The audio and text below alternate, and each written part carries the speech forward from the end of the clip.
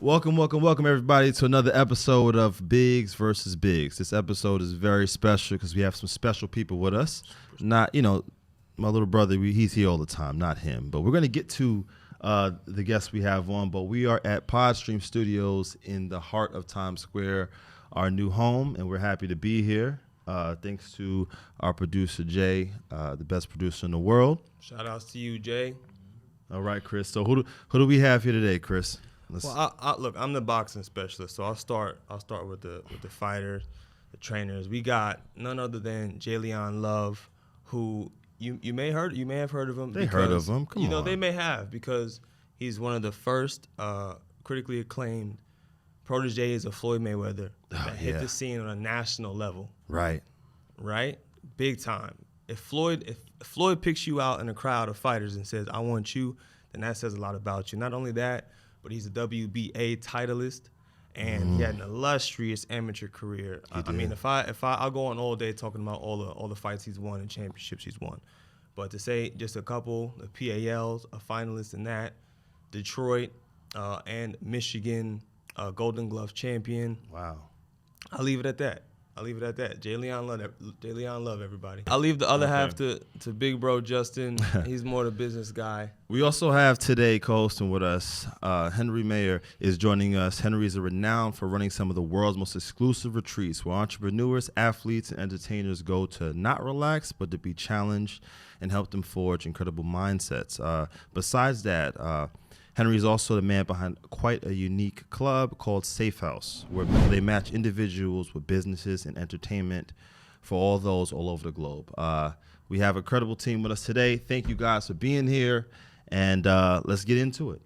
Let's get right. First, can I join that club that you're talking about? Sounds like a cool club. Yes, we'll do that later, not now. Okay, not now. Okay. He's so, they're young and they just get so, you know how it is. But how you guys doing today, Jay? How you doing? Let's start with you. I'm blessed. Great, man. Glad to be on the show. Okay. Great podcast and stream. Man, Jay, this started a while ago when I got into media, man. And I remember we were doing all call-outs. We all were going on there on Instagram Live and just talking. Yeah. And, man, we were making fights. And you were like one of the first big-time fighters to really bless us with your presence. Yeah. And I always appreciated that. Like, some of us want up and come. Back then I was only 8-0. Yeah. With 6 knockouts and no losses. But you already, I'm bragging on myself a little bit. But when you came down to show us some love, man, it started to be the Jake Paul started to come. The Devins, Floyd, everybody started to come by. So I just want to No, it's dope, bro. Y'all open up the doors, though. Feel me? Y'all open up the door for guys to be able to come on and speak their piece, whether they wanted to call out a fighter or make a fight or say they wanted to get at somebody. It was dope because it was a platform where everybody from everywhere can join, and there was no fee or entry fee. If you was there to talk. If you was there to scrap, that's what it is. So, yeah, y'all did that yourself. That was dope. Man, we really, really appreciate that, man. So, just going, I'm gonna go into your career a bit, right? You're doing such big things now, but what was the biggest win of your career? Because we saw a lot of fights on Showtime. What was the one that really you're most proud of? I mean, every fight was important, but even the ones I lost, I would say David Benavidez. Obviously, that was my biggest fight. I fought in Dallas Cowboy Stadium. I lost, but it was for the WBC title. And it was. I mean, everything about it. The lead up, it was one of the. It was a box office hit. You know what I mean? The whole build from Earl Spence and I think it was Mikey Garcia. Yeah, it was a crazy build. You know what I mean? That whole card was lit, and bro, it was a blessing. Like to be able to witness that, be as a participant of the event, it was insane, man. So I would say that even though I lost the fight, it was an amazing opportunity. Wow. You know, the fact that you look at it like that, and I remember, you know, you being around your peers, and sometimes it's like us fighters, we're harder on each other than the boxing world is. And Yeah. you know, you were, you know, definitely and are a great fighter. And Yeah. we see what Benavidez has become today and how he's, Yeah. you know, Yeah. avoided. And you gave him his first real big fight. Mm-hmm. And you weren't afraid to, and you stepped right to him. Step right to him. Yeah. You know. Yeah. Can you take us back to that mentally? Because, you know, we see a lot of the big fights as fight fans, but we don't really know the magnitude of the pressure of the press conferences and all that. So can you take us back there? I mean, look, David Benavidez that was his breakout moment. You know what I mean? I mean, obviously he had many good fights before me, but this was it. This was his biggest task at the time. Right. And again, it was all new to me because, you know, I had never fought in a venue so electrifying. Like we talking about the Dallas. It's a blessing because I go back there July 20th. Jake Paul, Man. Yeah. Mike Tyson. So, you know what I mean? But I didn't get to really. I walked around that place. Everybody was waiting on the main event, and I walked around that place. Man, you can feel everything. The electricity in that place was like bolts going through your body. Walk, the ring walk. My friend Javinci has a video of me walking to the ring from his TV. It looked insane, bro. Like Jeez. people can oh, you lost. Yeah, I lost, but I won. Why? Because I'm a guy from Detroit, Michigan. Wow. Most of us don't never get a chance to see or create or, you know, accomplish too much in life. You know, a lot of my friends and teammates that were great fighters are dead or in jail. You know what I mean? So, you know, people was like, man, you lost, but did I lose? I lost on paper. I did. I do have a blemish on my record. But did I lose? I put on from the city that I'm from. I represent I could. You know what I'm saying? I mean, there were many, whether I walked out of that ring with my head down or not, the love that I got was so insane. Well, you know, people were like, what are you mad about? Look at this. And I had to look. Yeah. Jay, you know what I love? You know, just to put this into perspective, and Henry, I want you guys, and Chris, I want you guys to think about this, right? I was, you know, Zab has been there for my career, right? Yeah. I'm 16-0, 13 knockouts, and I remember fighting in front of him. And every time he comes to a fight, it's like it'll be the fight I didn't get the knockout, and I'm under this pressure because this is like you know, my idol watching me do something, right. And you know you've gone through that as well. But Jleon's pressure, being the protege of Floyd Mayweather, the one that's headlining, and you know you're talking about, like, imagine, right, Henry, you do business, right? Imagine you're the protege of Warren Buffett, and Warren is saying, Henry's the guy.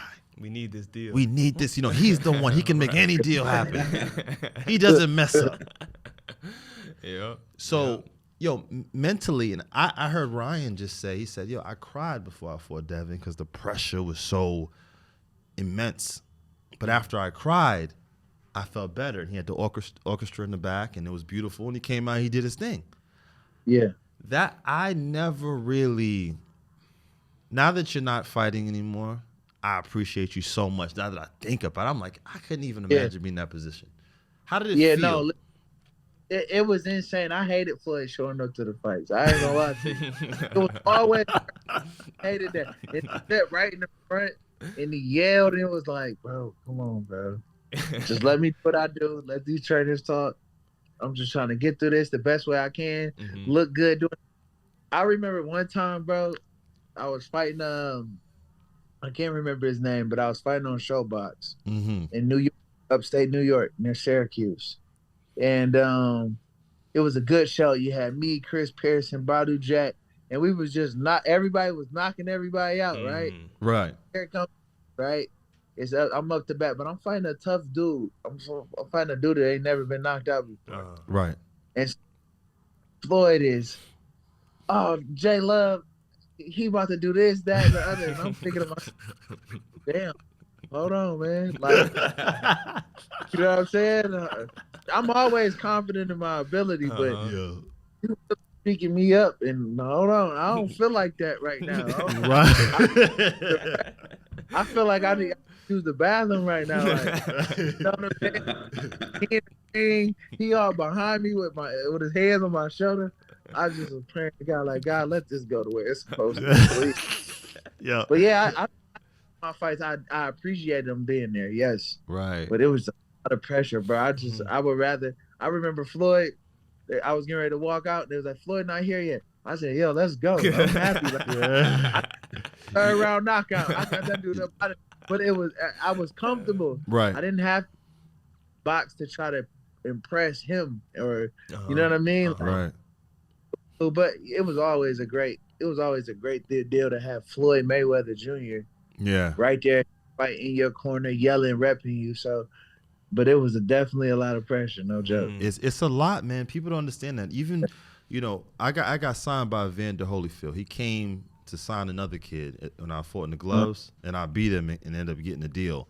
So, Wow. Vander, we know all that he's done. And my first fight on TV, he's right there in the front row on his birthday. And I'm like, dang. Luckily, the first punch I hit the guy with, I knock him out. Mm-hmm. But I was signed with, it was me, Berlanga, and Alicia Baumgartner too. Mm-hmm. Okay. So, they're knocking everybody out. I'm knocking guys out. You're just in this big pool of, always being compared to those around you. And you had that as well, because at the time it was you, Badu, and am I missing anybody? You guys had It was a lot. It was a It lot. was a lot. That was like the first class, wasn't it? Pretty much. Yeah. Mm-hmm. Uh-huh. Yeah, Andrew Tabiti, Badu Jack. Tabiti, yeah. You had Chris Pearson. Right. I don't know if you remember. I remember Chris. He was good. Yeah, Ishay Smith was there. Yeah. Yeah, you had we had a stable for sure. Right. Wow, man. So what was your first what was your first big purchase where you finally got comfortable with the money and you said, I want to buy myself something nice? I never actually bought anything, bro. I recently I bought a big house in Florida. That's not after boxing, but you know what I mean? I was tight. I was scared. I went from not having anything to having a whole lot. Wow. So I had the right people around me and show me how to pay my taxes. You know what I mean? Wow. Showed me how to pay myself. Start a business where I can write off my training camps. So I was in the learning process, and once I learned those type of things, then I was like, oh, I ain't spending this money. You know what I'm saying? I didn't want to go broke, and so I would do little things like go to California, and I would go there for a weekend. Yeah. And be in the club popping bottles. I was like, oh no, bro, I'm out of here. But people was like, Jleon Love in here. You know what I'm saying? And I felt like the board, like the lame one. I felt like the lame guy where, everybody in the club popping bottles and, right. You know what I'm saying? Wasn't my type of thing. First off, I ain't drink. You know what I mean? So, I just like, oh man, I ain't going broke. We be like, yo, you got money. I ain't going broke. So I held on, gave it away to my family.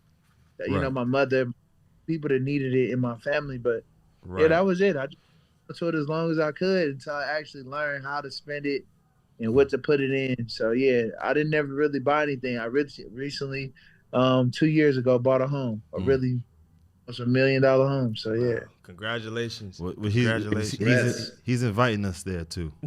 Yeah. Anytime y'all come to West Palm, Florida, man, y'all more than welcome to slide by. That's why I love Jleon. He's a man of his word, man. I believe you. You know what? Here's a tough. That's the truth. I'm always inviting people over. Here's a tough question for you, Jay. Coming up, how you came up, from like a lot of people look like us. You grew up. You must have grown up around a lot of talent, right? Yeah. And so were there a lot of people that you saw come up and crash down hard that maybe made you feel like, you know what, that's why I'm not gonna be spending my money frivolously? Oh yeah, man. I mean, I grew up at the Crunk boxing gym, so Oh, there was many legendary fighters that were there and around, and they had the stories, they had the accolades, but they didn't have the money. Yeah. You know, like right. the money blown, or they didn't know how to find a way to use the money to create something else. Yeah. I Right. always call I always called boxing, even when I was younger. My mom was like, "Boy, boxing is a door opener, Mm-hmm. right? Yeah, you can make it really far and do some great things in boxing, but what other doors are you opening during this process, right?" Exactly. Mhm. So yeah, so like even now, like what do you do when you're done boxing? Okay, I'm still involved. I'm training. Mm-hmm. You feel I've reinvented myself, and you know what I'm saying. I I got a whole new, I got to I get got a in whole that. new fan base with new kids. You know what I'm saying? So yeah, so now it's like people ask me, "Jay, you gonna fight again?" Now I'm like, you know what? I wouldn't mind. I wouldn't mind showing some of these youngins what I can do. You know what Right. I'm Right. saying? Right. Yeah, yeah. But no, man, I did see many guys that were great. They were great athletes, not just boxing, Yeah. Mhm. basketball, football, and they just didn't have the intelligence and the people around them to show them how to turn that money into more money or invest the Exactly. money. You know what I mean? So yeah, I've seen a lot of people crash out for sure, Mm. and not just bad investments. We talking about people that never had anything getting a bunch of money at one time. Some people don't know about the IRS, Uncle Sam Right. coming Right. to. They're the first people to knock on your door. Yeah, Mhm. they Hey, are. hey, I heard you got that big fight and that big win. Yeah. What's up? Yeah, you know what I'm saying? Like, yeah, they I, come I heard and we had that big win. That's how they look at right, it. right. And so, yeah, like now with the knowledge, I tell them, "Do oh, you getting paid, bro? That's good. Like, Right. put pay your taxes. Hey, bro, buy a Mm-hmm. house. You You feel know, me? Get you." right. You know what? Henry, what do you think is what's the first thing an athlete should do when they get a big payday? I think anybody should do, and this is something I've learned from my mentor, is Jleon. I really have to say, you keeping it like tight was actually, I think, a really good thing. And then going into the learning curve. So I really loved your mindset instead of just popping bottles and doing all those things. Yeah, Yeah, there's so much. How can I say this? There's so much superficial or imposed success out there. That's not your definition of success. So what mhm. I mean by the why is if you figure out, I can give you an example. This is actually what my mentor did to me. He asked me the question. He said, "Henry, if you could fly privately everywhere, would you do it if money would be an issue?" I said, "Yeah, of course." And he didn't say anything. He just smiled at me. I thought, "Oh shit, there's something deeper going on here." He said, "Why?" So I started to explain it. Listen to this. It's very interesting. I started to explain. Well, I don't have to stand in the queue. There's a car. I don't have to wait at the airport. I can check in immediately. When I get on the plane, I'm alone. I'm getting my. And while I'm talking, I think by myself, "Oh my God, I'm so full of bullshit." Mm. Yeah, Because I don't even like those things. I love always when I'm traveling, I meet the most incredible people. yeah, When you're flying, let's say business class, I meet Mm. people that become friends or become later on even clients or whatever it is. yeah, All of that is out, so it's imposed success that I is Mm. projected onto me, and I don't even know what I'm doing. So he said, very interesting part for any. I will go into your question like what should an athlete do. I think it took me 2 weeks, and so that was my assignment. Take two weeks off and discover all the noise that I'm telling myself and question everything. Why am I doing what I'm doing? I can tell you one thing: after 2 weeks, you get clarity on your purpose. Look, you guys already have purpose. You're doing what you're doing, and you want to be the best at it. That's a purpose. But if you're trying to find that, asking those whys is really great. And if you then get a big payday when it happens, and you know all your whys, I can tell you one thing: money is something that is, if it's connected to your whys, you understand your whys. It's on a practical, emotional, spiritual, mathematical, and economical level. That's actually what money is. If you understand those whys to those 5 elements, you know what to do with your money. And it's very important to have also the right entourage. It's something I'm seeing with artists and with athletes. Like, man, if you have the wrong people around you, Oh yeah. you feel me? Like, I mean, have you seen this? Have you seen this firsthand? Many times. Yeah. Yeah. Yeah. At the highest level. Yeah. If you have any stories for us, man, we all ears. I want to. Yeah. I mean, listen, bro. Obviously, I know what I'm with Floyd. Like, Oh, I like how you side up I too. was- I like how you side up for a second.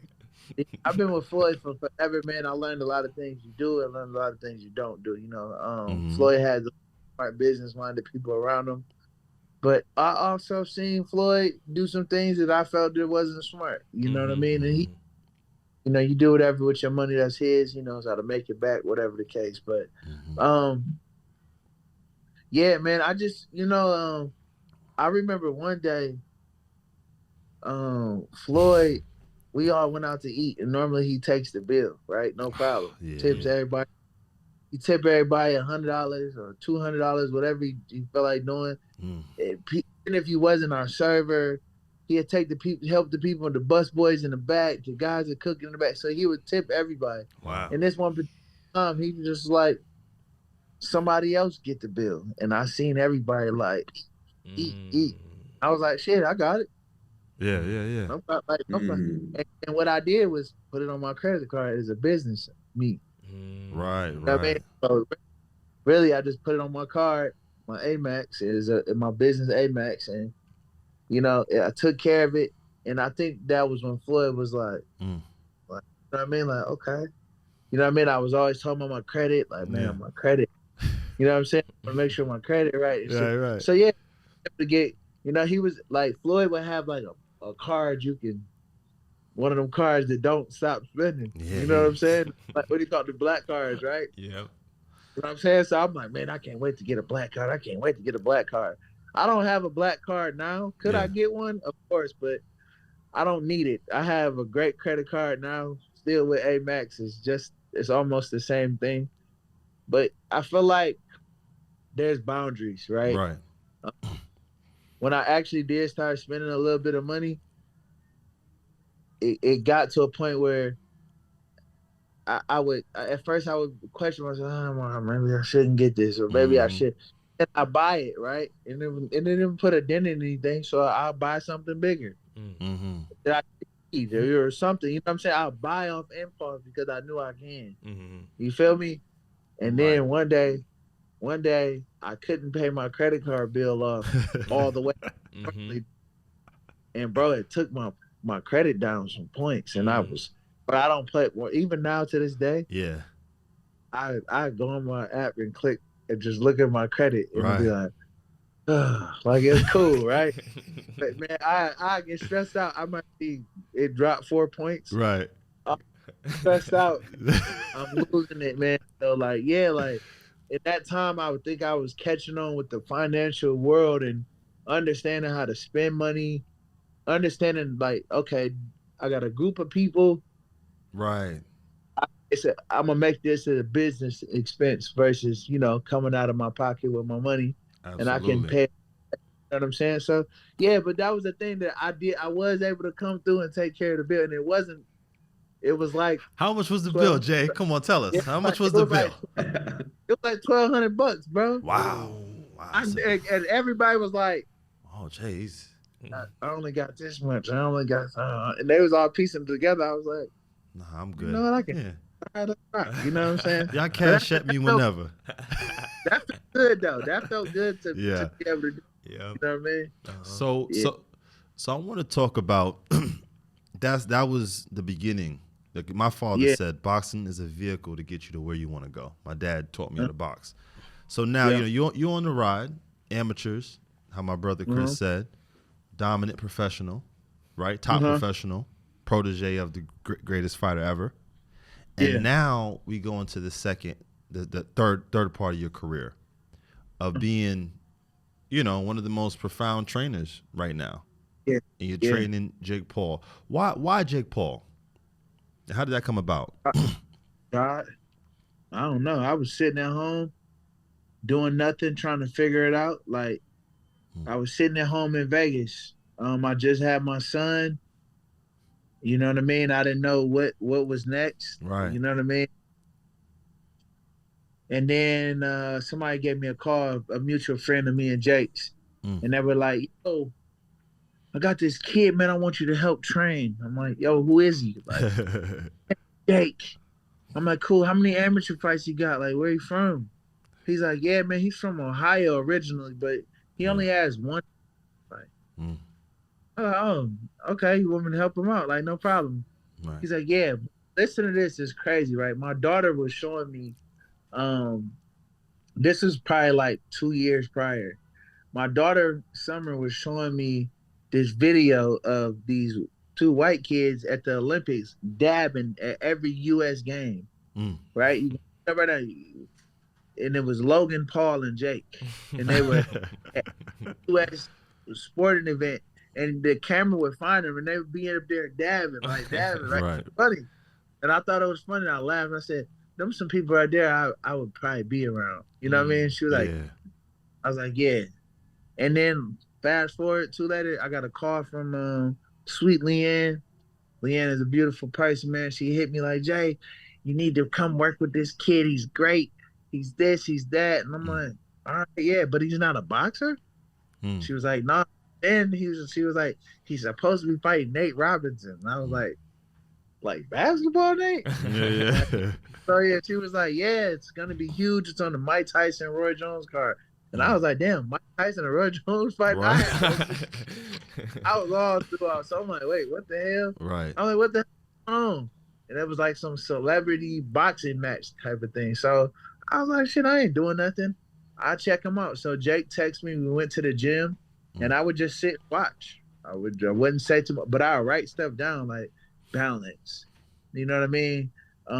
Overshooting, leaning over the front foot.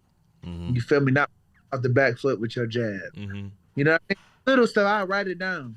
And then at the end, he was done, and I shook his hand. I'm like, "Man, actually not so bad." But I told him a couple things I wrote down that I seen and I sent to you. So then I ain't come back the next day. You feel me? Like on back to what I was doing. And he hit me like, "Bro, where are you at?" And you're not in the gym. Oh shit, this an everyday thing. Okay.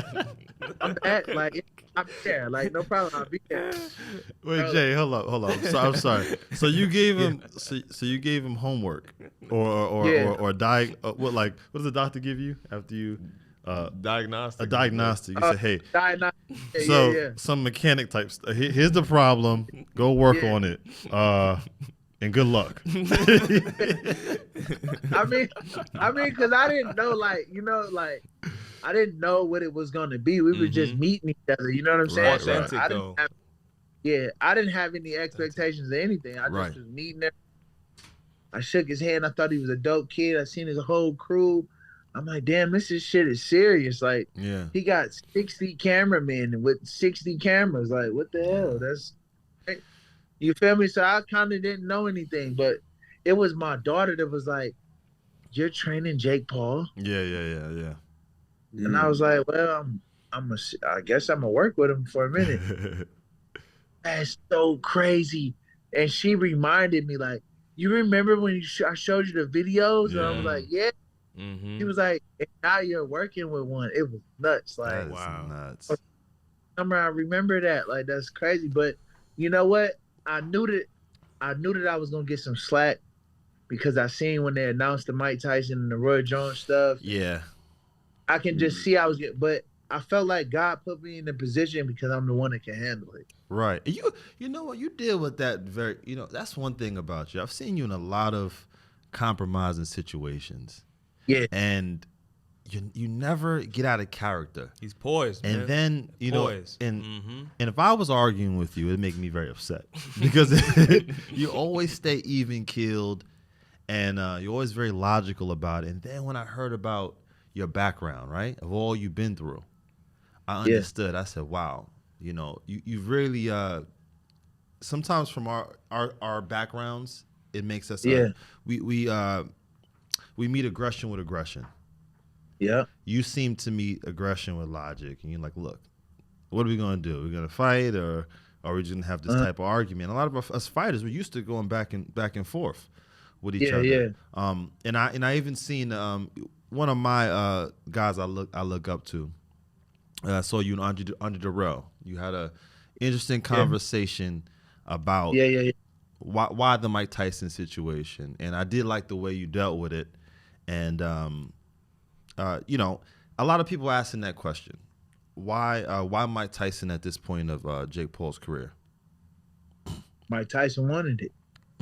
You know, Mike Tyson, he seen something. I mean, obviously, we've been around Mike for a long time. He's been supporting what we doing a long time. Right. You know, a big voice for us. You know what I mean? Right. So it was kind of crazy to even when I got that message, like, yo, we rocking with Mike. I'm like, what? Right. You know what I mean? Because we are so close to him. Yeah. But at the same time, I'm in the business of making history. You feel me? I'm in the business of exploring the unknown. You know, you got a lot of fantasy fights today. A lot of people gonna say Jake is this old and dude Jake is this young and so on and so forth. But at the end of the day, we don't know what's gonna happen out there. That's true. You feel me? You know, you got a young kid that loves boxing and is taking it serious, and you got a fucking GOAT like Mike Tyson who, you know, boxing, the last thing that goes is the power. You feel me? Is he more experienced? Yes, he's older. But even like my trainers coming up, like your trainers, if y'all been in the gym, you got older trainers, but they get busy. Yeah. They get busy, yeah. You know what I'm saying? So so you know what I'm saying? Like it's if you think about, listen, I'm gonna tell you this. It's funny, right? When they announced the Mike Tyson Jake fight, I felt like I got about 7 prison calls from people I know, you know, growing up. They're like, yo, I know you training the white boy. You fight Mike for real? I'm like, yeah. They like, yo, how do we bet? I said, listen, because he said everybody thinks Jake Paul is gonna get killed. So I told him, you want to own the prison? That's the other way. All the cigarettes, funds, you can tell the warden, tell them all. Tell them all. The other way, because listen, as I know, Mike is taking it serious. I'm taking it serious, and you know, and I tell you, this is serious business because if you get beat by Mike, it ruins everything. It's bad. You know what? That actually that's actually very, very true. I saw some training videos of Mike that I think I woke up one morning and I said, yo, this is Mike right now? If this Mike is in the ring when they fight in July, or is it June you said? July. In July, then you know, this is gonna be a good fight, a much better fight than I thought. But there's rumors swimming around, Jay. I don't know if you heard them. From Charleston White, actually. He was saying that, and I think I might have heard it somewhere else too. He was saying that Mike is like walks around with a cane, had back surgery, and that he's like suffering from sciatica. All recent. Is that just? I think that's just what's out there. Feel me? Obviously, listen, man. I know y'all know Mike. Y'all done seen him. Y'all just seen him the other day in New York. Yeah. In Brownville, with Shannon Briggs. Right. Yeah. Off.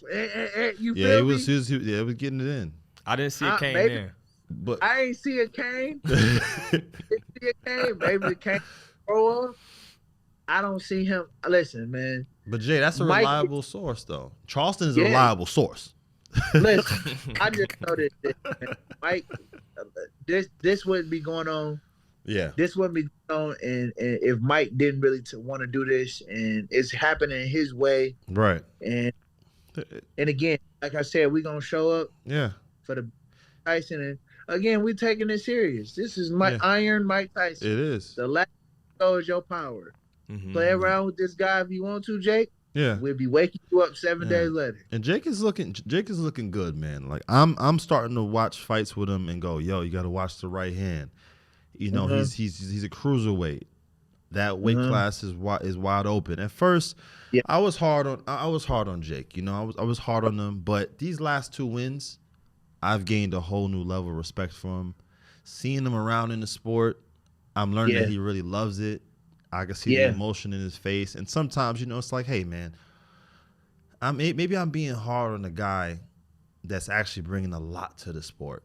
And sometimes you don't miss someone until they're gone. So I'm like, let me really watch this stuff, appreciate it, and go, you know what, man? Just as a guy that if I never fought in amateurs, to go, hey, Biggs, here's these little gloves, these 10s, and you're going to be in there with that guy who's trying to hurt you and end your life. So those last two, the Tommy Fury fight, as a media person, I appreciate it. It's nothing. It's nothing you really can say anymore at this point. And then at first I said, Mike Tyson, he's at a certain age. But then again, I'm saying to myself, you know what? If I never had an amateur experience, I'm going there with Mike Tyson. And on top of that, if Mike wanted to fight me, I'm from Brooklyn. If I saw those numbers, those zeros, I'm fighting Mike Tyson. And anybody in his position would do it aside from probably like, Deontay Wilder or somebody like that. I mean, come on. Like it's a big payday. I'm sorry. He said he's in the business of making history. History. It's the first Netflix event. Come on. Going to be the yeah. So it comes with, we should do it. It's got so many different things that make you say, yeah, we should do this. You know what I mean? Because we wanted Tommy Fury for this. Right. Mm-hmm. We've been trying to get that get back for a minute. Mm-hmm. You know what I'm saying? Can I get Tommy on undercard? Jay, I know you got. No, can we make that fight with me and Tommy on undercard?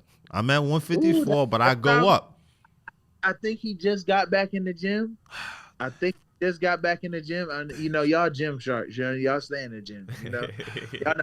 But over there, I don't know what they do. They're getting some money over there, so they take a long vacation. Money. That's That's something I could say about Jake Paul that actually I grow respect for his consistency. Yeah, he's consistently fighting. Out of everybody that may have started the boxing as crossover. He's the one that's still consistently fighting. I must say. Yeah. Every other month, he got a fight coming on. We didn't play that. Hey, bro. Like, once we got up here and we were able to sit down and talk, we all came up with the idea, not just me, but all of us as a whole. Like, bro, we need to stay busy, right? We stay busy because that's going to help you get better at boxing. Like, the more you in there, we need to get some guys that ain't never been knocked out. We need to get some guys, the journeyman, the club fighters, those are the most dangerous fighters because there's not much on them. You know what I'm saying? These guys are always in the gym waiting on a call. So we had to introduce that. So we started doing lower budget type of fights. Right. Which was still showing up and we were, we got we got these Ryan, Burt, whatever their names are, whatever, but they're fighters. Yeah. We don't know if Jake is, we train our ass off and hope Jake is going to go out there and perform. But these are guys that been in the gym forever. You know what I'm saying? Yeah. Like, Andre August, I know him and his coach. I've been knowing them. Damn, we're going to fight Andre August? I didn't know how that was going to turn out. Jake worked hard, but at the same time, I knew bro from back in Golden Gloves. Mm-hmm. It's tough. So,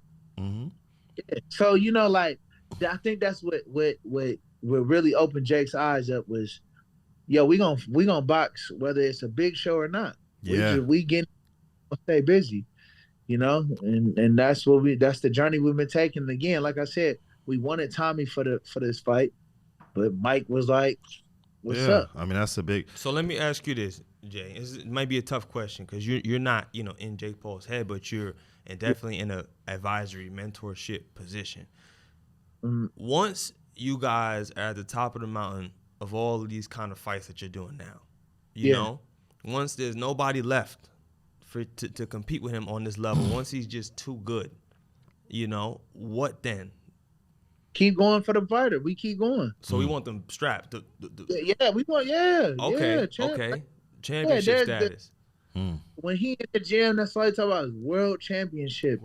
I want evil. I want to be like a motherfucker. Better be. That's what his plans is. So This Mike Tyson event popped up, but again, we was gonna fight a fighter regardless. You know what I'm saying? So, right. I'm sorry, Jay. I didn't mean to cut you off. So how long until we go for the world title? I say as a team. I'm on the team now. We. Man, listen, one fight at a time. Like I said, he's getting better. When you start working with the cruiserweight division and the heavyweight divisions, a lot of those guys are not the most talented guys. They have big punching power and so on and so forth. You know what I mean? Or they're just strong guys. Right. But so I think that, Jake would really be able to campaign with some of those guys at that division as we keep getting better. You know what I mean? Like I said, maybe not next year, maybe the year after that. Right. We don't know. But we're going to climb these ranks like you did and I did and everybody else is. Yeah. We all did. If we Canelo's, we better be taking this shit serious. I know what Canelo can do. Yeah. I know what Canelo gonna do if he get that call. So at the end of the day, we train all the time, but we really don't get we had a month off. Wow. We had a month off, be around family, do what we had to do, and we right back here in Puerto Rico, getting to work. So what are some of the similarities you see between Jake Paul and Floyd Mayweather? Because you've been in some two of the highest. It's like, I watched some players. They had played with Michael Jordan and Kobe Bryant, and they always have some. And I say this in a level of like exposure. Both of these guys at the highest level of exposure. What are some of the similarities you see? Yeah, worth that, bro. Like dealing with the brand, the Jake Paul brand. He has one of the biggest betting companies in the world. Right. So he has to that. You know what I mean? But that's even after we bust his ass in this gym. We got 2 days. Mm-hmm. We need to start working. We got 10 rounds of sparring today. But he still got to get out that ring and go and do meetings and go have you know what I'm saying? He still got to do it. So it's the work ethic. Even Floyd, he stayed in that gym. I watched Floyd jab the bag for 2 hours just using the jab. Dang. You know what I'm saying? That's get discipline. off, Wow. get back in the ring, shadow box, and look at his left arm like, get back on the bag, wrap me back up, and get back on the bag for another 2 hours. So he did hit the bag for 4 hours with just the jab until the jab became perfect to him. Wow. You know what I'm saying? So these type of guys just have a relentless mindset and work ethic. Like, they got to keep going. I even asked Jake, why you don't take a break?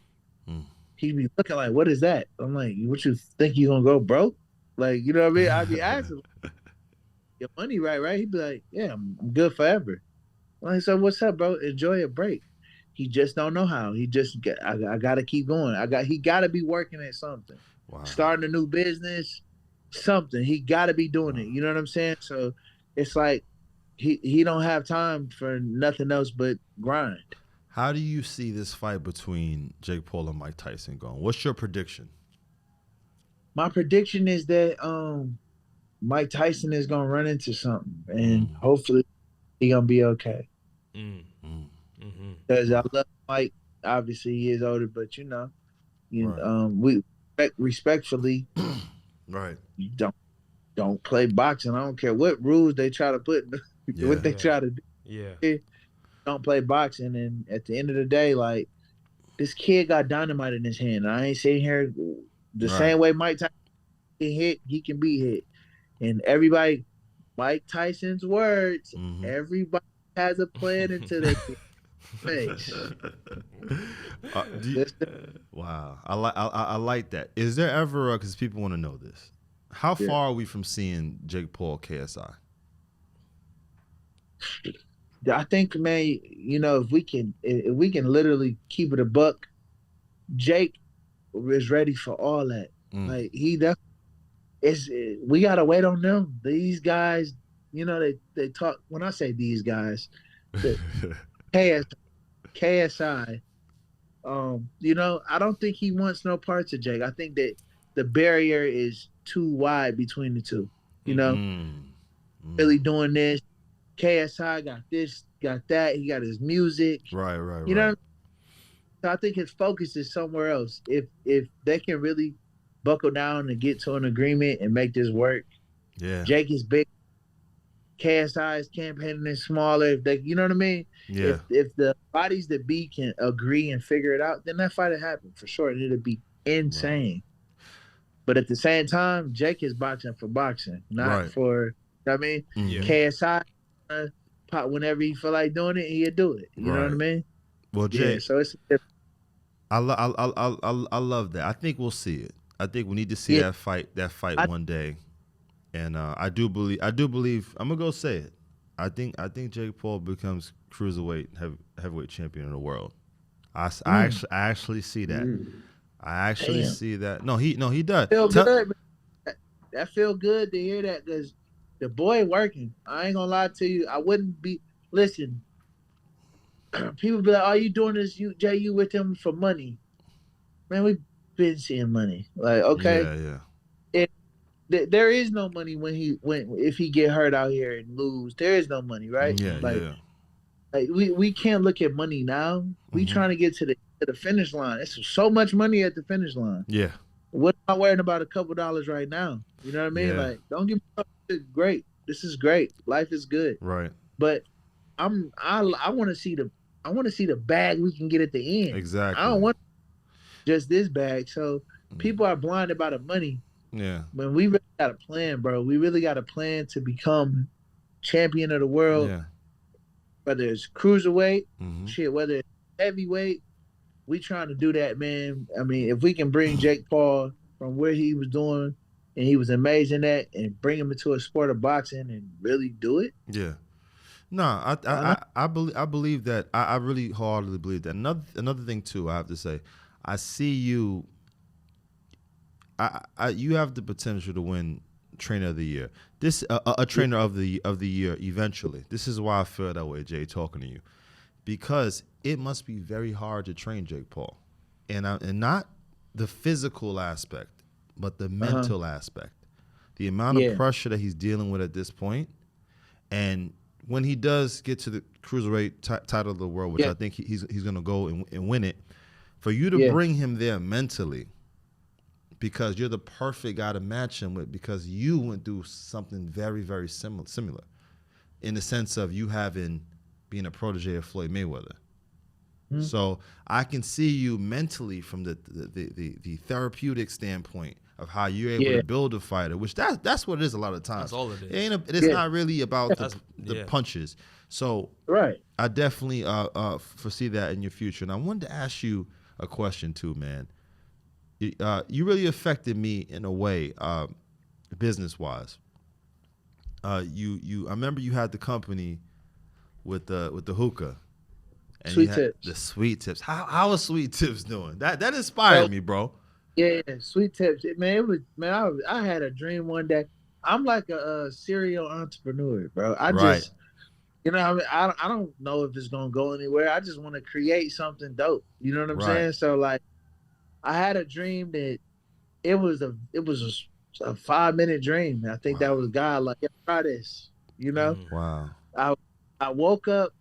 As a matter of fact, I was in a club. I don't know where I was. I might have been in Vegas at like a big club. And I was walking through the club and it was rappers everywhere called Sweet Tips. And they were candy coated hookah tips. Now I'm a shithead. I grew up around it. I grew up around the Arabic, so I grew up learning about shisha and trying it as I got older, and I was done with boxing. Wow. I was done with boxing. So, so once I tried it, it's something that I just like doing. And so, man, I try to make the best. It's the product. It's something that ain't never been done, like the way we do it. As many people to try to replicate it. Right. You know what I mean?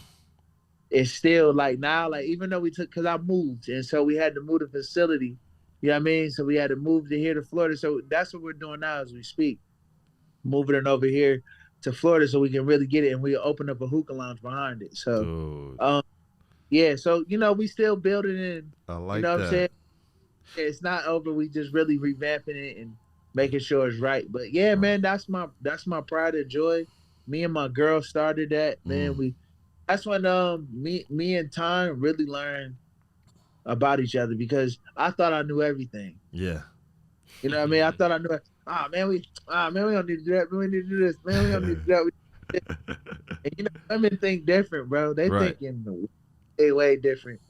So she would let me mess up. And I'd be like, dang, I'd be stressing. She's like, well, we can do it this way. And it'll work.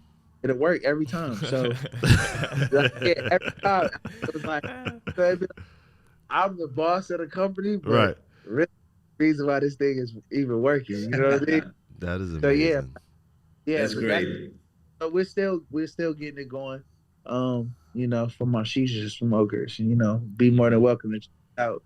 But yeah, I love that. was good. I love Jay. I love that, man. But at that moment when I heard you speaking about that, since that time, you know, I started Big Time Promotions after I left with Vander, which was he was great to me.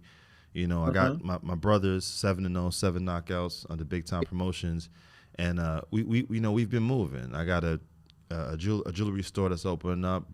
You know, definitely come to my grand opening. Oh, you know, sure. You know, Henry's been helping me with a lot of things as well. I joined a group with him, and this is what I want to do on this podcast. I feel like we have to be around like-minded people. I love boxing. I love business. Yeah. And you're the perfect guy to bring on here. And he's been teaching me a lot, and he's put me around a lot of other entrepreneurs and athletes, and it's just a great networking opportunity.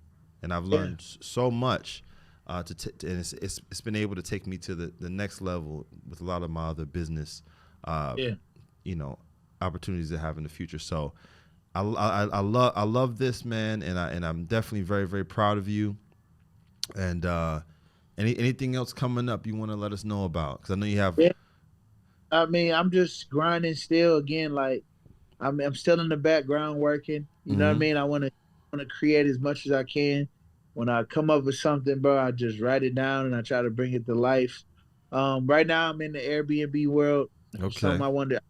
I did it in Vegas. It did really well. Now I'm in Houston, Texas. I got a bunch of locations. They're doing really well. Right. Bro, I'm just wherever I can jump into, and I feel it's smart for me. Do it. Like we'll do it. Are you training any more fighters? Are you signing any more? Do you need a 154? 140? You know what? We can definitely talk about that. I was just talking the other day, like, I wonder what it'd be like to manage a fighter. Like, okay. You know what I mean? And then I was like, I dealt with fighters already. You know, fighters are not easy. Yeah. Not at all. They're not easy. Deal with that. But you know what, man? I'm here for a reason. I feel like God has really blessed me, and maybe I can help somebody else in another way. So, yeah, man, I'm an open book, but I love what y'all got going on. I'm a true supporter. You already know, Henry. It's a pleasure to meet you, man. I know they're getting a lot of dope. Yeah, man, and let's keep this thing going. Listen. So sorry, y'all. Before we close out, y'all sound like y'all about to close out. There's one more thing I gotta ask you about, Jay. Please, come on, ask. He's a big fan. No, I'm a huge fan. I gotta know what you think about this. Ryan Garcia versus Devin Haney. Did you? I was going for Devin Haney 100%. And you know what, man? I just think that Ryan surprised Dev with a fast start early. Yeah, I think when Dev got hit with that first hook, first and foremost, they fought numerous times. So I think that Devin has always known Kid got. I think he's always known that. And you know, if you spar somebody and been sparring them and knowing them for years, you know what they can do. Yeah, you know. Dev, he was a lot of thrown off by that first left hook he got caught with. And I think maybe that, you know, that kind of kept him in a safe pocket. Yeah. And, like, he was doing he started getting back to his boxing. I don't think like he used his jab enough. Right. Dev had to finish jab. He does. You That's feel me? his best shot for sure. Yeah. And so I don't think he really I think from the left hook, he just never really tapped into his rhythm properly. And again, you know, he would catch the 1-2, 1-2, or if Ryan threw 5 shots, maybe the first 2 he caught, but it was the volume that Ryan was throwing, and Dev didn't keep the distance. That's his thing, distance. Yeah. You feel me? And so he let Ryan pop. Yeah. And he was caught with them end shots and them cleanup shots. But I think overall, man, I don't talk about weight. We spar people way bigger than us. Yeah. All, you feel me? So I don't bring up the weight thing. Again, I done sparred guys when I was fighting it. I was walking around 170, 175. I'm fighting sparring cruiserweights, 195, 200, 205. So I don't like to make the weight thing a big issue. Right.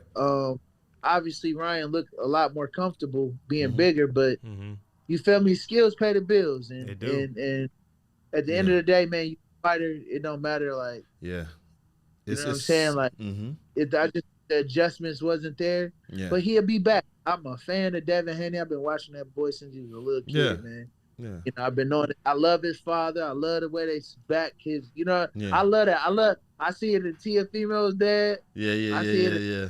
Dad. You know, the dad is Danny Garcia's dad used to be the same way. So you know what I'm saying? I love the dads of the sports that love it. Because I'll be the same way with my son. You know what I'm saying? My dad was like that. My dad was like that too. You know what? It's like a lot of times my dad used to get me into some situations, man.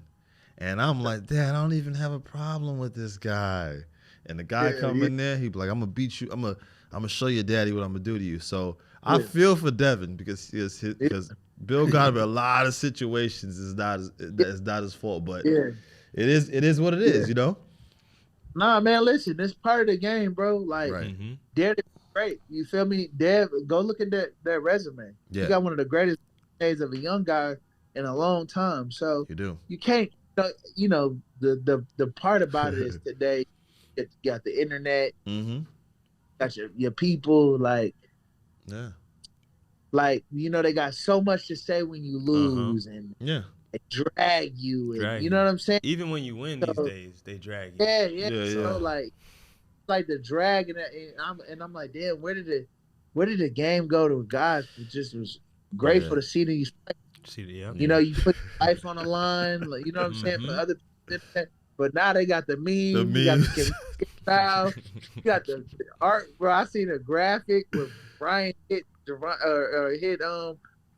Devin, and like it was crazy. Mario tokens, I'm just like that, but it's the game. It's the game. It's evolved to this level now. But we're coming off the Mayweather era. It's kind of Floyd's just excellence made it hard for everybody. It's just like, geez, you can't lose a fight. Speaking of, better fighter though. Now that he lost that he'll be a better fighter. It's the pressure. The worst happened. Hard. That's hard. And when you got it, you got it. You got it. Yeah. It's hard. I'm sure Earl Spence is like, okay, let's get back to it. It's gonna be more fun now. You know what I'm saying? Like I said, that pressure trying to keep that undefeated record. And don't get me wrong, I'm taking my hat off to all the young guys that still got their own. Thanks, Jleon. Thank you. So you know what I'm saying? When I lost my O, I was like, all right. It ain't this so bad. I'm still the man. All right, cool. Let's get back to it. Okay, so my last question then is, who do you see taking over the sport? Like 5 years from now, maybe 2-3 years from now. Who's 2-3 years? Yeah, man. Aside from Jake, of course. Who's I like Lil Hackett. He's from DC, Baltimore area. Yeah, I've heard of him for sure. I like a young kid from out that way named Scooter as well. He's nice. I mean, I pay attention to the younger kids. Cormel Mo, he's out of Floyd. He's gonna be really nice if they don't push him too hard. Like, it's good, bro. Don't rush it. You know what I mean?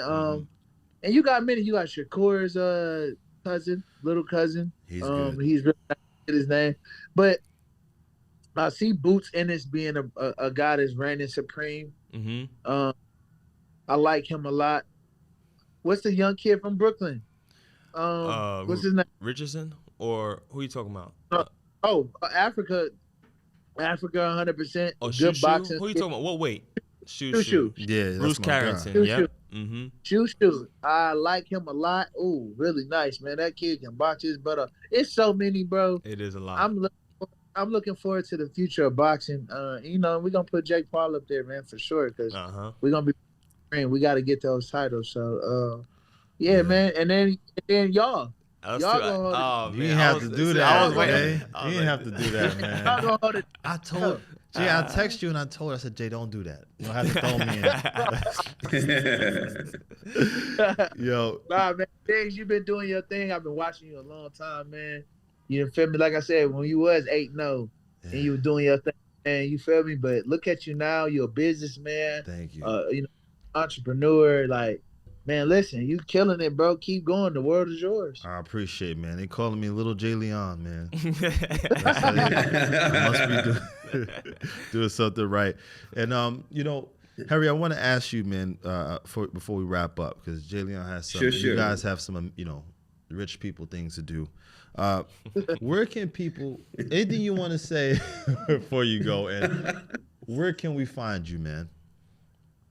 Yeah, first of all, a few things to digest in the whole conversation that I absolutely love. I just want to get it to 3 points. All these guys have the same thing, the need for significance, obviously, right? Mm-hmm. So I was also, Jleon, I'm very curious, what do you learn from Jake Paul business-wise? Because he comes from significance in his area and then says, you know what? I'm going to transform and go here. Yeah. I'm going to do it here. Worth ethic is the same probably, but I'm so curious. Before I answer your question, Jason, it was just what is happening? How do you do? Yeah, no, bro, it's cool. Like, I have nothing to do. We can roll it out. Like, man, he's just a creative mind. Him and his brother, like, it's insane, right? Like, I remember the Prime thing was just something they were talking about, with Logan. I remember that. Yeah. And now getting today. I think that they know that, what they touch is gold. I think they have that, and they're confident, they're creative, they're always thinking how to make something better. I remember Jake was trying to make a headgear. I don't even think he put it on a headgear too many times.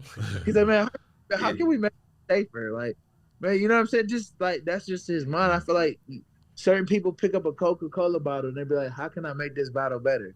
You know what I'm saying? Like, but you did the same. You did the same as well, You brought it. You said you did the same. You did the same. Yeah. So I think that they're just hungry to, first off, that they don't play. When it comes to business, man, they sit down and make time. They're on time. You know what I mean? They do their study. Yeah. Jake goes over so much stuff before he gets on to a meeting, and you know what I'm saying? Like, you can tell he's very prepared and he's very ready. He has a big announcement coming up soon. Y'all will tune in. I'm excited about it because I'm a part of it. But you know what I mean? Let's go. He already told me, guys. I'm not gonna tell you guys. I'm joking. He told me. Yeah, it's not a joke, man. That I don't think nobody in the world was actually thinking about. But once he announces, we can talk more about it and go from there. Yeah, but yeah, man, it's just like the team of, like you said, Henry has put you around put you in a room with other guys that are serious and serial entrepreneurs and guys that are, relentless at business. And that's that Jake has around him, guys that are relentless at business. You know what I mean? And he's in that atmosphere 24/7. And now I'm in that atmosphere 24/7. So even me, every the business move, I'm like, damn, we need to do this, or we need to, you know what I'm saying? So, but it's what happens. That's what happens, right? It rubs off. It's like undeniable, because think about it. You're doing something in your expertise to get significant there, And imagine these guys are doing it on a business level. So they have the same, they have just a different expertise, different area. And that's what I've seen. So I was also thinking about myself, why is nobody doing this? Why is not anybody there for the musicians, the athletes that have huge success? And then you just put a serial entrepreneur. We have one guy that had multiple exes, more than 10 even. You put them in a room with each other. And you know what's also interesting for the entrepreneurs and the people that are in there? To sit them with other founders is nice, but sitting with a world champion, sitting there with an artist, with a creative mind, with the people who already built that. Come on, that's really exciting. It's phenomenal. So both worlds win so much, They win so much. Absolutely. Yeah, for sure. Yeah, man. I think business is now today. Look, you got so many young kids that are businessmen. They own their own companies now. Feel me? I think the world is evolving in that space so much more. Even me, like, my son, he loves to be on the game, and I'm like, hey, bro, start getting you streaming or something. It's for real. You doing it all day? Like, my son just loves. Dad, can I get on the? Like, yeah, for sure. How old is he? Like, he's 4. Oh, wow. That's the perfect age. Cool. He does his stuff like I think my son is everything in the world. So he finally, once he's done with everything, he loves to get on the game and play Fortnite. But he's good. He's decent. Wow. So even if he did put up a mic and let him just be him in front of it. He's a handsome kid. You see this 4-year-old fight about to turn 5-year-old kid. Playing Fortnite the way he plays it. Yeah. I'm like, yo, that's what we gonna do for you. And I'm gonna just do it because it's fun. Don't worry about it. I'm gonna do it because it's fun, and you can do it. But it might turn into something. You never know. Right? Set that camera up though. Don't play without the camera. Shane, I'm gonna ask you a question. This is like, are you a Montana Love related? Nah, man. I've been knowing Montana for years too. That's my dog. We you know what? We might as well say it because he's a great dude, bro. He's a great kid. Yeah. I'm sorry, I just thought it was like Montana Love. Yeah, Montana Love, we actually have no relation, but he's a solid. Might as well be my cousin because he cool like one. Oh, that's dope. That's about my personal. Like, I know what it is. Montana Love. Okay. Hey, honestly, I seen him in Vegas. I had asked him, is your last name really Love? He's like, yeah. I'm like, all right, that's cool. I don't meet people with that last name. Yeah, it's not very very common. Yeah, right? The boxing world needed to know that. We thought it was, We needed to know. Yeah, nah, man. I mean, we close. We live close. Never know. Maybe some family ties. You never know, man. He's from Ohio, Cleveland, Ohio. I'm from Detroit, Michigan. That's close. 3 hours. That's very close. If you I want to ask this too, Jay. If you had to come back, right? Came back for one more fight. Maybe one or two more fights. Who would you fight? Chavez Jr. Chavez Jr. Okay. Anybody else? I'm thinking of a guy. Who you thinking? Andre Durrell? I am thinking of Andre Durrell. I did. I wouldn't let Andre Durrell make a dime. I'm gonna keep Andre Durrell where he at. But I like Chavez, man. You know why, man? Because I like Dre, man. I used to really like Dre. Yeah. I used to look up there like everybody else did. But right. People do what they do and do what they want to do. I think he's using his voice the wrong way because he's really a motivator, man. He really can really motivate. So even after the Devin loss, I see this video and it's like, come on, bro. Like, you know, shoes, you trying to be like Floyd Mayweather. I don't like this. Don't do that. Don't be that guy. You feel me? Don't be the guy to uplift them. Yeah. You feel me? Like, even then, what happened with me and Dre was kind of weird because my initial my intentions were to help him. Right. Oh. I know what he's trying to do. I know he's trying to, transfer and be this.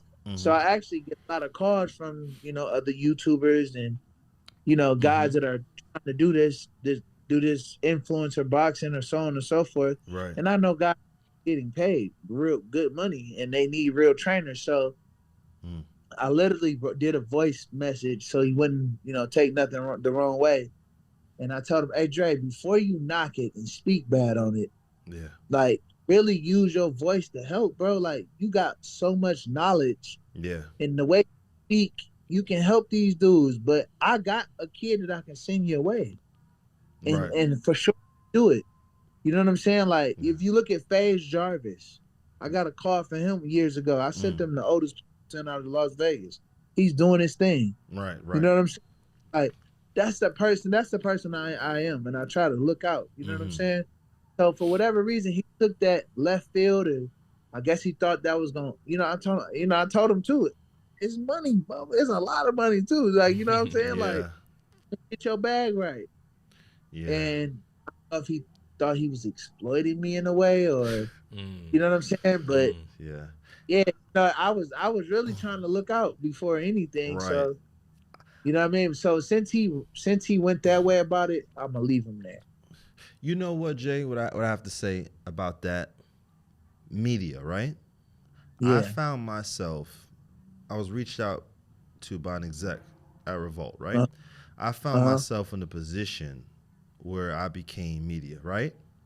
Yeah. And a lot of times we're taught to have hot takes, extreme hot takes, and there's some bit of dramatization to things that we say, right? Yeah. So as I see Darrell, someone I look up to, he's trying to distinguish himself from the rest of the pack, right? And sometimes we go on these takes and we stand by it, and I've caught myself doing that. I've caught myself getting off the mic and going, dang, what I said about that person, that's actually a person, and I don't really feel that way. I actually would want to help this person. I don't even know this guy. So I think if some of us take a step back and we understand, like, listen, I don't mean it that type of way. This was me trying to get myself out there and do my job. So I kind of looked at that situation kind of like that.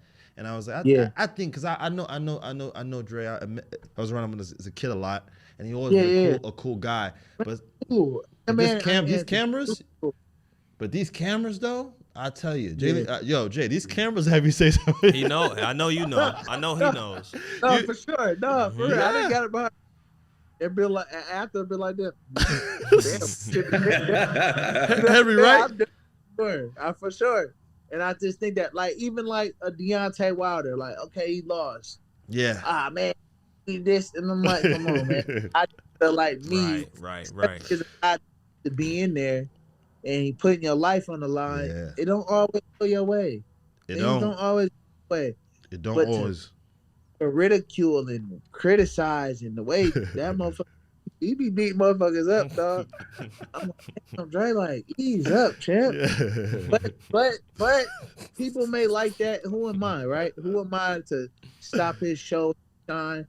All you can do is pray for him, man, and hope he get to where he trying to go. I ain't got no bad blood against Dre. Yeah. You know what I mean? I've been knowing him, his grandfather, his cousin. We grew up, even though they grew up in Flint, we grew up close together. You know what I mean? Right. I didn't whoop Dre ass. He didn't whoop my ass. You know what I mean? I'm talking about handing me my ass a couple times. Yeah, me and him went at it too. We sparred years back. Yeah, Dre didn't hand my ass. Hell yeah. So you know what I'm saying? Like, I'm a man. I'm able to say that. Now Dre didn't got off on me before. Yeah. You know what I'm saying? I remember we sparred like a doghouse shit to the last bit or nothing. Yeah. And we was going at it, busting each other ass in there. But I don't wish nothing bad on them. Right. You know? Right. Again, you never know where people's minds are, mental is. You feel me? And I'm no better than nobody. I done fucked up and said the wrong things. And, you know, so, you know, I got love for him. I got love for both of them and Dre, you know, because I've been you know what I'm saying? Yeah. From granddad. We used to call granddad. And that's their grandfather. Yeah. So, yeah. But that's also a great media, right? Guys, when you think about it, putting each other in a room together after that, like what would that be in a media point of view? Yeah. That'd be cool, I think we would. You know what? I think it'd be cool to talk to Dre. You know, obviously, because maybe he can. Maybe he thinking I'm looking at it one way, and he's a Yeah, boxing historian. he He is. loves the sport of boxing from where it start. Back in the day, he used to be around Ali. Yeah, You know what I'm saying? Yeah, They've yeah, been around for a long time. So yeah, the way he looks at boxing and what we're doing, it's out with the old, in with the new for us. yeah, yeah, yeah, But friends, like, Mm. yo, what are you doing insulting the sport? What are you doing yeah, allowing this crap? What are yeah. you doing inside? On, yeah, champ. What? This is where the game is going. yeah. It You know, is. Yeah. You, it's where it's going. Don't get me wrong. You still got your great fights. Don't get me wrong. right, right. You're You got Saudi Arabia, you got Turks involved. Mm-hmm. He got his first show coming up in LA. He's Mm-hmm. got the game ain't going nowhere. It's only growing. And Mhm. and we getting the best fights. You got Big Baby Miller now, Andrew Ruiz. Yeah. You got Costa Zoo, Tim Zoo, and Uh-huh. what's the kid from Texas? From Forget- Texas. You just told me who he's fighting yesterday, Tim Zoo. Tim Zoo's fighting Virgil Ortiz. Virgil. Is That's he from gonna be Cali? amazing. He's from gonna be a he's from Texas. I think he's from Texas. Texas. Yeah. Mm-hmm. So, like you getting these crazy fights, We are. man. And so the game ain't going nowhere. You It's know what I not. mean? Yeah. You still getting, but there's a new sauce to it. There You is feel a- me? Yeah, it's a new recipe. There's a new Know what I mean? recipe. Yeah. And a lot of people don't like it, and it's okay. It's you know what I mean? okay. It ain't going nowhere. You're entitled to that, but it ain't going nowhere. And we need it. We need it because Yeah. this is how I feel. I want to see my legends make money and be safe. Forever. I Yep. want to see a legend go, look, he look at his bank account and go, wow, Yeah. I got to do something. I need to fight. Yeah. But I don't want to put him in there with a young killer, right? Yeah. It's amazing Yeah. Floyd Mayweather can go in there and get with Pacquiao. Floyd could go fight Pacquiao, Zab, Judah. He can Yeah. fight anybody, and the world will give Floyd Mayweather 7 to 8 figures or maybe more.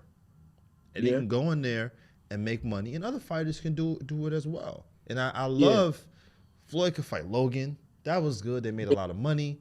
No one got Yeah. hurt. Just like the big three. See, Yeah. the big three is amazing because the guy, Shaq can't play full court anymore, Mm-hmm. but he can play Right. half court and Uh-huh. have 6 players on his team, 3 at a time on the field, and they can make some money and sell out. Good Because money. we want to see AI still, I do. but we Yeah. don't want to see AI or our legends in a compromising situation, Mm-hmm. Right. Right. and that's what's No, that's- beautiful about it. That's I like the way you put that. The game is still around, and you're giving guys a chance to still make some money. Guys that probably blew the bag a long time ago. So you know what I mean, or they in a position like, damn, what do I do next? You know what I Yeah. mean? Like I know Shane Mosley will soon have an exhibition or something coming up. That'll be dope to see because they still able to do it. Shane don't lead a gym. He loved boxing just as much as he did back in the day. Right. And still be in the gym, working out, running, doing his thing. So for him to be able to, relive a fight that never was able to happen, but it's like an old fan. You know what I'm saying? Yeah. Absolutely. I like it. If we look at it from that perspective, it's really, really beautiful. I don't want to see anyone get hurt. And that's the thing that I like, that when you're with these YouTubers or people coming from all walks of life, you have to let them understand that when you get clipped, which you will get clipped, Which you will. will get hit Yep. in these fights. And you may be in your bed for about 2 weeks. And when you get up, the world is, you're steady. The world is like you're looking out of it from a filter. It happened to me. I got clipped and I was in a room for 12 days. And I said, I said, oh, this is a concussion. Yeah. And seriously, no one talks about that. And that was one of the things about the Devin Haney fight that I would have liked to see that fight stopped. Because I thought the getting hit by a guy like Ryan Garcia like that over and over again. Yeah. Devin is now, he may be okay, and I pray that he's okay. But there's effects that, and only Devin can deal with those effects. So we need people in the corner that are responsible like you fought before. Yeah. You know what it's like. Definitely. You would never Yeah. want your fighter to go through something like that. And honestly, it's not worth it because people that never fought before don't understand. They think, oh, you just got to beat it and go home, put some ice in your face. And no, this stuff is real. It's real. Yeah. I took a fighter to Argentina, and he was fighting for a ranking spot. He ended up getting hurt in the first round, going down. Mm-hmm. And so I watched him. I was like, damn, is he gonna get back in the fight? Yeah. Mm-hmm. Second round came. I was looking at him. I was like, listen, man, slow down, get back to your jab. You pawing. Yeah. Use the jab. Yep. Use it, yeah. And boom, he got caught again. Mm-hmm. Then I started, okay, I'm gonna foul in. But I know he was gonna hate me for it. Yeah. You know what I'm saying? And so boom, I done again, whoop, I throw in the towel. What? Why did you do it? Why? He was so upset with me. Yeah. And I said, listen, I don't give a damn. You got to go home to your family, bro. Yep. Come on. No, we got to get back on this plane and go to your family, bro. Yeah. I ain't letting you. Right. And he was pissed. It took him a couple weeks to get back. He finally hit me like, hey, man, I want to say, thank you. And I understand. So, because he must have went home and seen his mom, dad, and his sisters, and they must have been like, thank God for that towel, because it was ugly. I was like, that reminds me of Deontay Wilder versus Tyson Fury, and how upset that Deontay was at Mark Breland for throwing the towel. But I said, I don't know what you expected him to do. He's been a fighter. He's been in that situation where somebody was, getting at him. Yeah. And I bet you he probably thought the same thing. I wish somebody stopped it for me. Every fighter should go over that with their coach. Look, coach. They should. They should. If I ever get hit like that, right? I'm gonna scream on you in public. When we get in the locker room, I'ma thank you. Get me out of there. For real. Hey man, I would hate that because, damn, I could have stopped the fight. You remember the Rocky Balboa? No, you remember the Rocky Balboa fight where he was fighting? Or not? Apollo. Drago killed him. Yeah, Drago. And everybody was screaming, throw the towel. The wife was throwing the towel. And Rocky picked it up and looked. He looked. Then he looked again. My man getting boom, bow, boom. Man, throw that motherfucking towel in there, man. Don't kill that boy. Man, I ain't pulling that. Ain't nobody dying on my account. And I'm talking about this kid was getting hit. But boxing's the only sport where people expect the fighter to keep fighting. Even in MMA, they go down, they get hit with a few shots. It's over. Stop it. Yeah, boxing's the only sport where they expect you to be completely unconscious. I love what Ryan Garcia did with Tank. Yeah. I loved it. You know why I loved it? He got hit with the first left hand. He got up. Right. I respected him. That's Gervonta Tank Davis. 93% KO ratio. Hit you with an overhand left on your chin. You Second get up. round. Round two. That means you have 10 rounds left. Mm-hmm. Let's do the math. Mm-hmm. Right? You get hit with a body shot. What, round 7? In round 7. Right? Your nose is bleeding. You look up. Tank's been closing in for 3 or 4 rounds. Tank look like a shark in water, boy. Yeah. Let's get out of here. The only thing I you don't made like... the money. The 30 mil is in the account. It's in the account. Get out of there. Did the Get check out clear? Of there, boy. Hey, I done looked in the corner. Good. Bet it up. Go ahead, man. Yeah. That's it. I just say, coaches, don't let your fighter do it. Do it for them. Do it for them. No, man, look after your fighter, man. There'll always be another day. Or at least he can walk up out of there and figure something else out. Man, absolutely. Guys, this has been great, man. We definitely got to have you back on, Jay, again, man. Hope you come through as a regular, man. Man, anytime. I appreciate you so much. And Henry, just for all the fighters out there, entrepreneurs, where can they find you, man? I think easiest would just go to the website. It's www.safehousemember.com. So I repeat that, it's www.safehousemember.com. And if you want to see like the retreat stuff, you just do -retreat behind it. So the one thing is the business club, and the other one is like where, we train the mindset. We go 3 days all in to get everything done. It sounds like it's relaxed, like retreat. It's not. It's like hard work.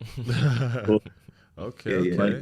If you were a entrepreneur, athlete, it's a great place.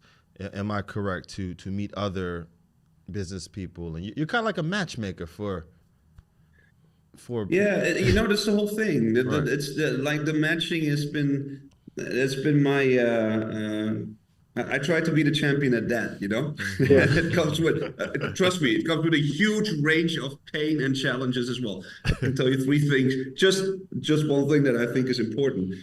All people in the club have 3 things in common. Now, to detect those is quite a challenge. They're all emotionally intelligent, which means that they have social competence. So no guys who, when you get in a tough spot with each other, that are going to blame each other. Nothing like that. You want to have people asking questions like, "Hey, like what's going on?"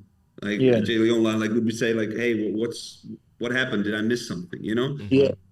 The second part is the need for significance, like the people we're talking about, they all have that. And then a certain form of establishment, which means that there's proof of concept. Yeah. And I think if you put those 3 together, it's a safe spot. If you have the other stuff, like signs of, let's say, narcissism and stuff like that, it's not going to be good, So the matchmaking process is really people that are, and Justin, I'm very happy that you're also part of the club. It's very humble people. Everybody is humble and just looking to support each other, man. That's all what we can do, Let's see what we have, put it at the table, and see how we can make most of it. And can I ask one more question to you, Joe? Yeah. So I was wondering. 2 things actually, because it's so fascinating listening to you guys.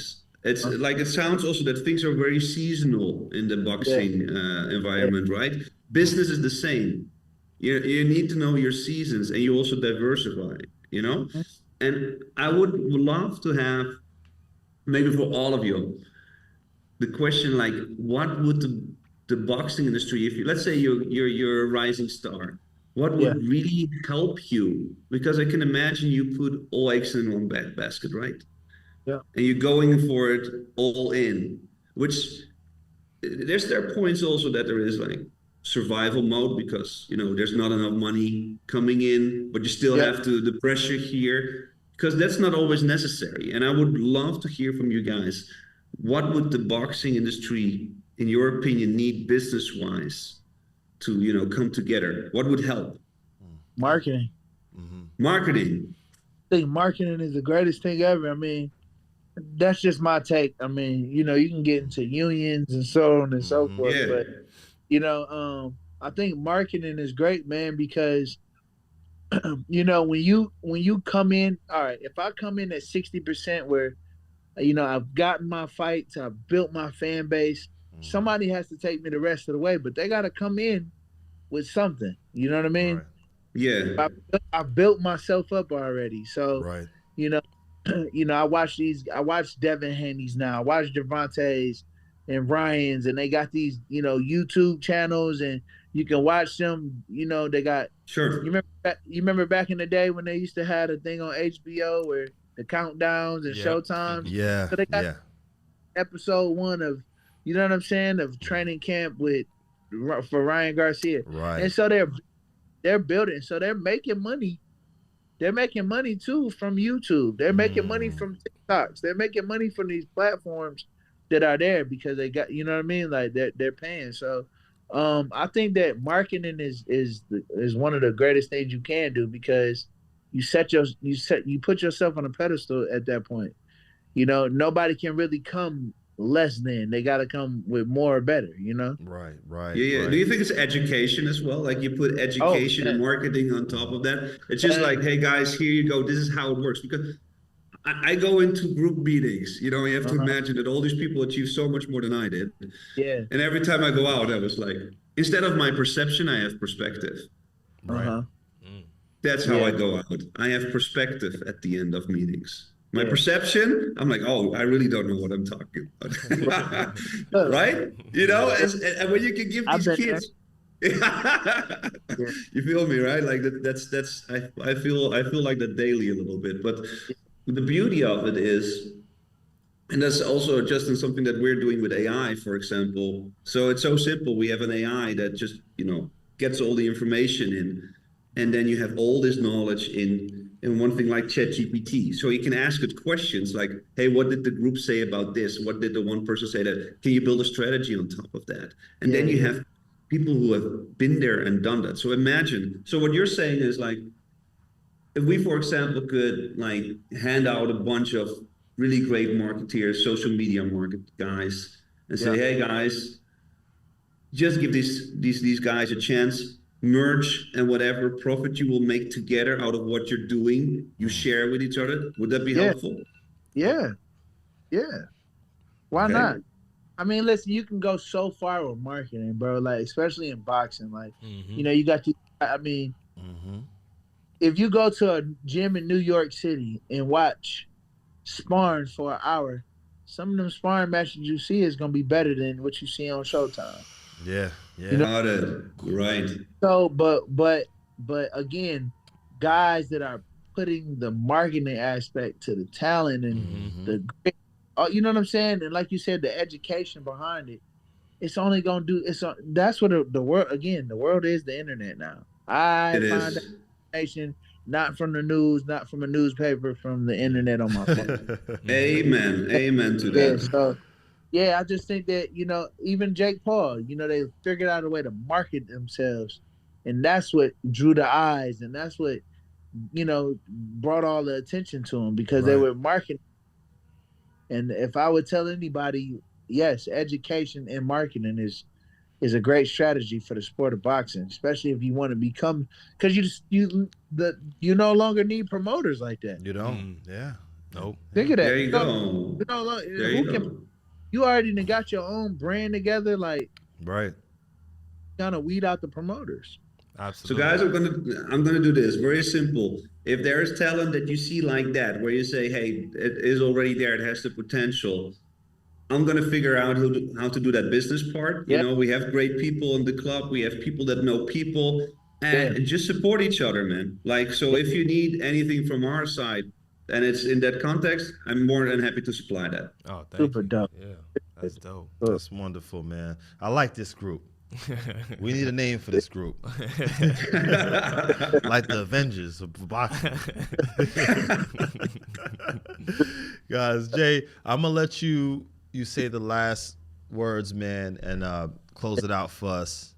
All right, man. I don't know what are we calling it. What are we calling it? The Avengers. Oh, Bigs versus Bigs. Yeah, big. The best. Big. Oh, the Breakfast Club of boxing. Yeah, that's what you. Yeah. Right. Yeah. Shout out to you. Shout out to the podcast or streaming, whatever you want to call it. Yeah. Shout out to you, Henry, man. Shout out to you, little bro, man. Keep going crazy. I appreciate the love that you sent, man. Your energy is great. You feel me? Stay who you are. Don't change for nobody. Yeah, man. I see y'all at the top.